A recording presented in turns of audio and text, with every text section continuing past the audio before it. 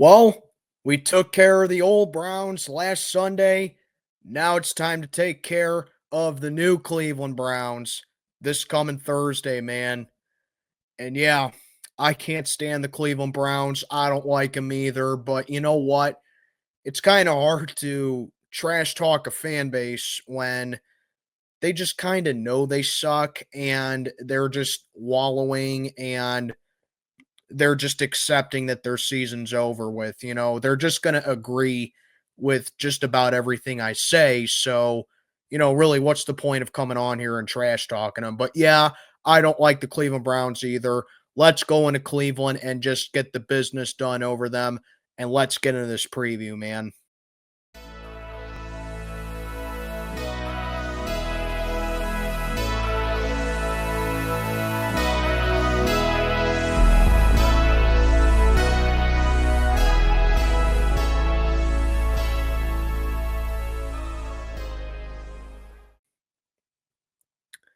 What is good, everybody? I am Mac, back with another video. As always, do me a favor, like, comment, subscribe, follow on Instagram.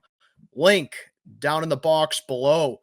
So rivalry, an old-time rivalry, the most played matchup in the history of the AFC will continue a new chapter Thursday night in Cleveland as the Pittsburgh Steelers take the drive up to I-76, 2-hour drive to Cleveland to take on the 2-8 Cleveland Browns at First Energy Stadium.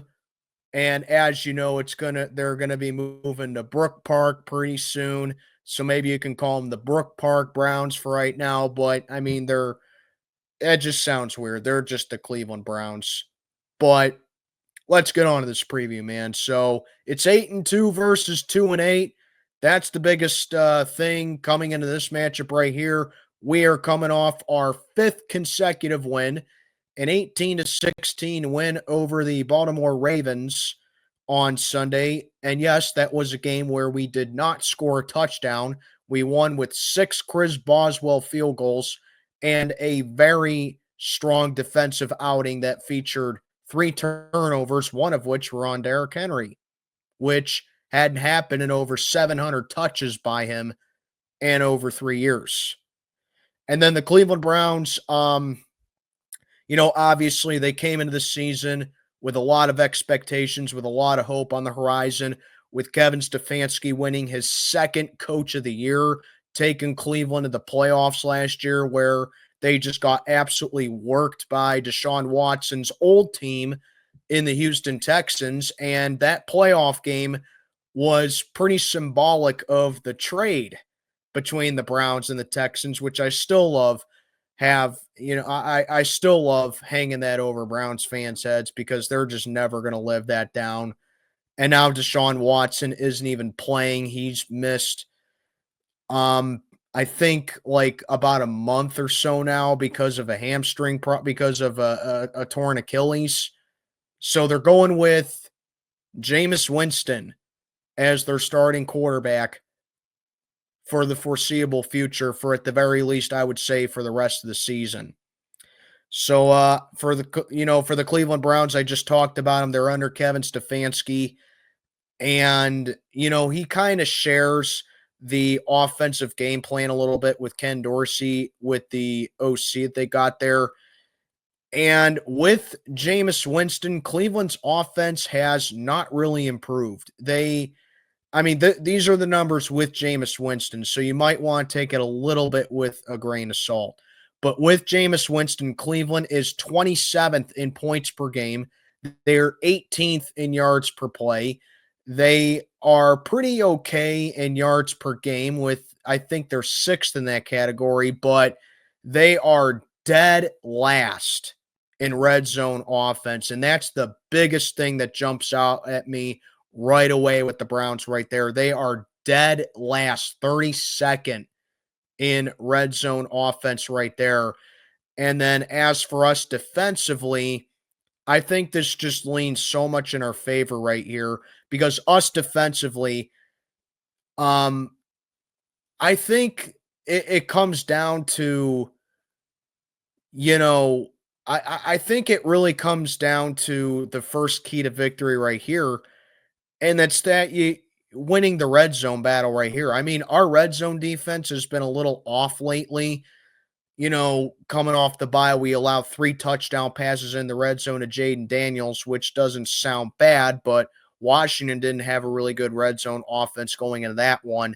And then obviously we allowed a short run touchdown to Derrick Henry against the Ravens. So our red zone defense has not really stepped up to par. As a matter of fact, you know, neither of our red zone offenses have done well. I mean, our red zone offense isn't much better, but Cleveland is really bad when it comes to their red zone offense. So, right away, that's my first key to victory right there. Stop them in the red zone, take advantage of the fact that they are just porous when it comes to red zone offense, and red zone defense can't have another uncharacteristically bad game. So that's my first key to victory right there, is winning in the red zone. Um, Other than Jameis Winston, I mean, I was never really a firm believer with Jameis Winston because when he was down with the Tampa Bay Buccaneers, he was kind of the starter by default. And everyone knows him for that infamous 2019 season, which is pretty symbolic with the Cleveland Browns if you think about it. But anyway, Jameis Winston in 2019, I believe he had 33 touchdowns that season, but he also threw the most interceptions in a single season by a quarterback with 30. He had the first 30 for 30 season in NFL history. So that just describes Jameis Winston right there. He's the equivalent of being a limousine driver with 12 points on his driver's license. That's what Jameis Winston is. He's a bottom tier starting quarterback, in my opinion, and he's no better than a journeyman, in my opinion. You know, he has a nice arm. He has a good, he can connect on a lot of plays, but his decision making is just plain awful. And I think it just shows with the way his career has been, you know. And then other pieces on offense that the Browns have. I mean, obviously with Nick Chubb, or Mr. Chubb that Mike Tomlin likes to call him by, this is going to be a big game for Nick Chubb right here, because this is his first game against the Steelers since his injury against us, I believe, in week 2 of last season, on that Monday night game where it was just a really unfortunate hit by Minka Fitzpatrick. I mean, a lot of people say it was a dirty hit. A lot of people say it was a cheap shot. What do you want Minka to do right there? He's in transition of making a tackle, and you're taught, when you're going up against a heavy ball carrier right there, to go with the legs. It's an unfortunate hit, but it's not a dirty hit. But I got no doubt in my mind that Nick Chubb is going to want blood on his hands for this game, and that he's going to want to come in and make a statement and lead the Browns and just continue to be the engine that their offense is. Then you take a look at guys like Jerry Jeudy at receiver and David Njoku, who's a good receiving option for him at tight end. Really, that's all that the Browns have when it comes to their offense right there. Their O-line has been beat up a lot this season. They've given up a lot of sacks. They give up a lot of pressure right there. And now they're down DeJuan Jones and James Hudson on that O-line on top of that. So that's my second key to victory right there, is that you got to feast on this O-line. The pressure was definitely there against the Ravens. We were making Lamar work a lot in the pocket last Sunday. And TJ, when he wasn't sacking Lamar and he wasn't pressuring Lamar, he was swallowing up King Henry on a lot of good running plays right there. So TJ TJ Watt, I'm sorry, I got a little bit of a cough. It's just the mucus in my throat from my sore throat. But TJ Watt, I expect him to do more of the same come this Sunday, because he's going up against a weakened offensive line. So definitely bring the pressure on Jameis Winston, and you gotta swallow up Nick Chubb on a lot of the design run plays that the Browns like to go with right there with they go with a spread offense. It's a little bit of a hybrid spread with a West Coast generational offense right there. But they do run the ball pretty effectively when Nick Chubb is at 100%. So definitely you got to attack the O-line, you got to feast on it, and you got to win the line of scrimmage 100%. Defensively for the Cleveland Browns, they were a top defensive unit last year. I believe the Browns had the number one defense in the NFL last year. And to say that it got worse this year is a massive understatement. The Browns have taken a severe nosedive on defense this season. They run a man, they run a lot of man coverage plays. They run a lot of blitzes. That's the kind of guy that Jim Schwartz is. Very physical, loading up the box, man-to-man type of defense, green dot type of guy. You look at guys like Myles Garrett, the defending defensive player of the year. I don't think he's going to get defensive player of the year again this year because the guy who should win it is going to be taking the field for the opposition on Thursday night in TJ Watt.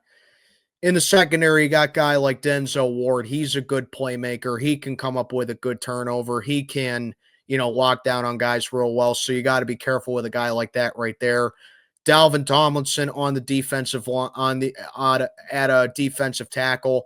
I think he's a really good playmaker for the Browns right there. And then you got Greg Newton III at corner. He's a young corner that the Browns are high on right there. So Cleveland does have talent on the defense right there, and they can be productive defensively, but a lot of key factors have held the Browns back from being a strong defensive team, and they are dealing with injuries, and they are dealing with a lot of setbacks and having to use a lot of their depth pieces, like Usawua, who's on IR for the Browns right now with a neck injury. But I just don't like to use that as an excuse for their awful play, because if you don't have the type of depth that you can use to, when you're undermanned, it just says a lot about how your franchise is. And that's why that's a big reason why the Browns have just been so awful for so long, because, they just can't get the right people at the right time, and they waste their money on stuff like Deshaun Watson. So, but like I was saying with their defense, the Browns defense has taken a massive downturn this year. 24th in points per game, 27th in yards per play. They're the 24th red zone defense this year, and they're 31st in turnovers. So they don't create a lot of turnovers while they're being physical, and they're making some type of plays on defense, but they're not stopping you at the same time. And, when it comes to us matching that up with their defense with our offense, I just think our offense is way better. So with Russell Wilson at the helm for us offensively, we're 6th in points per game, 20th in yards per play.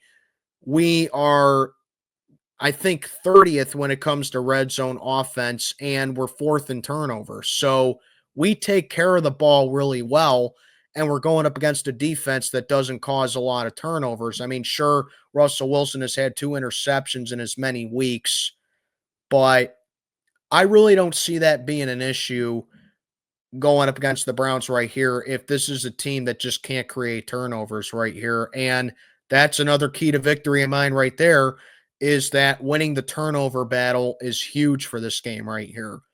If you win the turnover battle here against Cleveland, you're in good hands to win, because you force a fumble, you pick off Winston, you make Nick Chubb fumble, which is very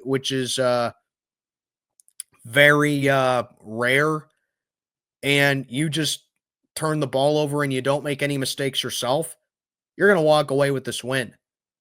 The Browns, when they give you the game and they're giving it to you on a silver platter, you got to take advantage of that.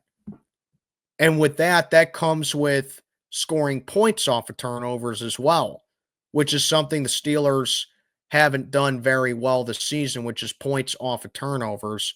outside of like 1 or 2 games, you know, leading into the other key to victory, which is taking advantages of mistakes, as I mentioned before, with Jameis Winston's pick history.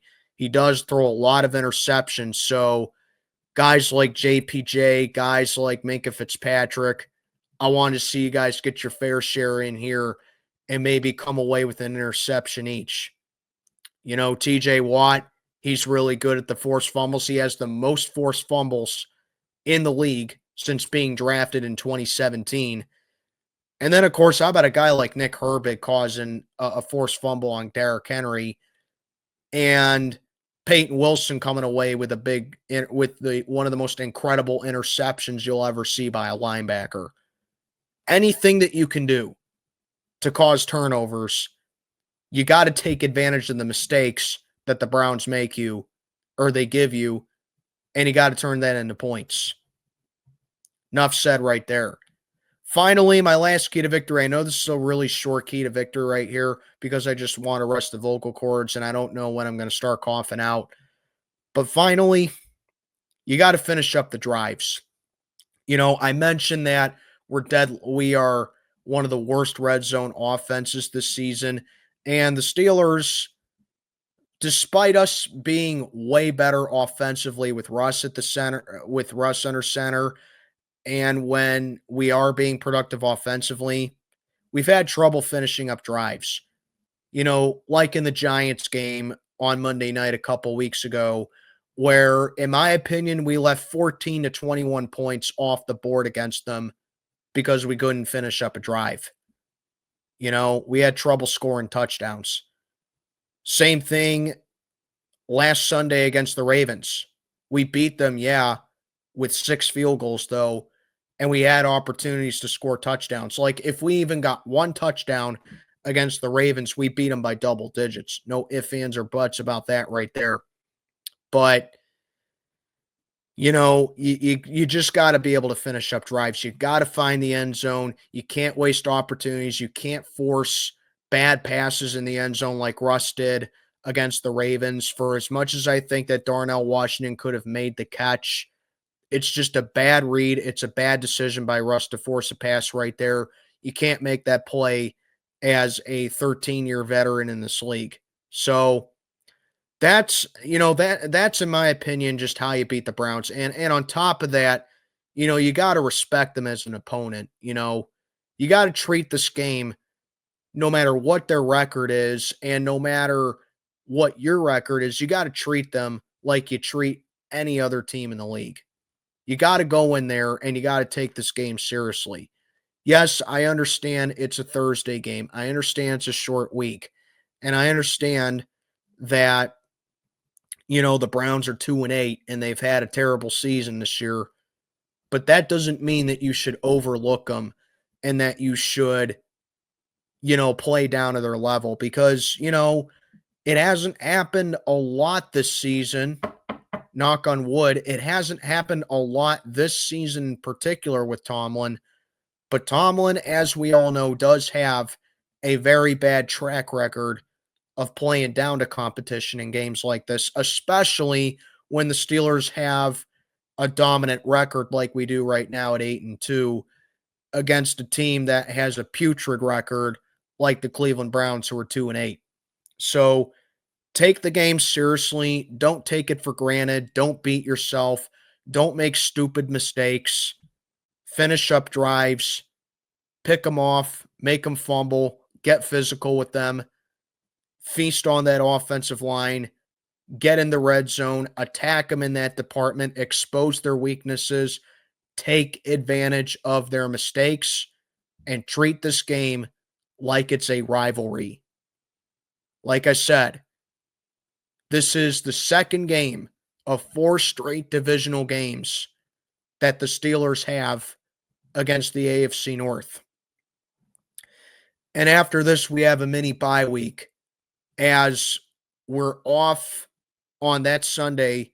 And then the next Sunday, we stay in Ohio. We go down to Southwest Ohio to take on the Bengals.